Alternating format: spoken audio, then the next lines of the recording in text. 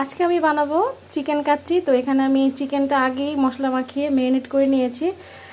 এখানে আপনার কাচ্চির যে মশলা আছে সেটা, তারপরে আপনার পেঁয়াজ বেরেস্তা আর আপনার অন্যান্য যে আমাদের ঘরে যে মশলা থাকে, সস টস, আপনার সয়া সস, এটি সব দিছে। আমার এখানে অলরেডি আপনার চিকেন কাচ্চি রেসিপি আছে, আপনারা দেখে নিতে পারেন।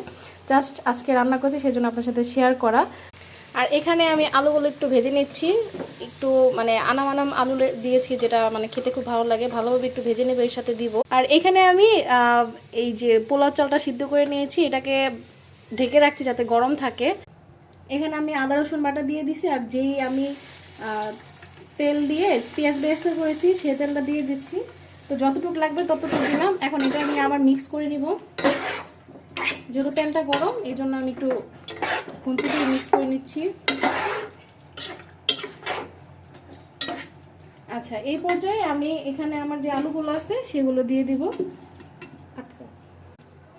এখন আমি এখানে পোলাও চালগুলো সুন্দর করে বিছিয়ে দিব।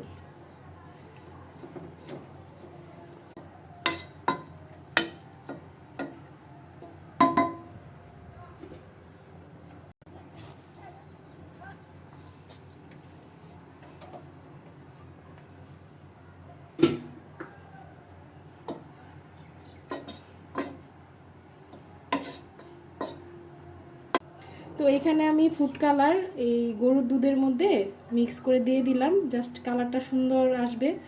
আর এটাকে আমি দমে প্রায় 40 মিনিট রান্না করব। আচ্ছা, এটাকে আমি দমে রান্না করব। এখানে আমি 1 কেজি পোলাও চাল নিয়েছি।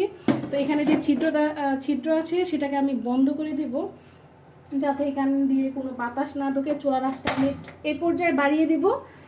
এই 2-3 মিনিটের মতো চুলার আঁচটা বাড়িয়ে রান্না করব, তারপরে আমি এটার আঁচটা কমিয়ে দিব। আর এখানে আমি 1 কেজি পোলাও চাল জাস্ট হাফ সিদ্ধ করে নিয়েছি। আর এরপরে আমি এটাকে এখন দমে দিয়ে রান্না করব। তো এখন চুলার আঁচটা আমি এটা কমিয়ে দিব, কমিয়ে লো আঁচে 40 মিনিটের মতো রান্না করব, একদম লো আঁচে। আর আমার এই ফুল রেসিপিটা আপনার আমার চ্যানেলে আছে, চিকেন কাচ্চি, আপনারা দেখে নিতে পারেন। আমি শর্ট করে দিলাম, আজকে রান্না করছিলাম, ভাবলাম আপনাদের সাথে শেয়ার করি। তো পুরো রান্নাটা কমপ্লিট হওয়ার পরে আমি আরেকটা শর্ট ভিডিও দিয়ে দেবো।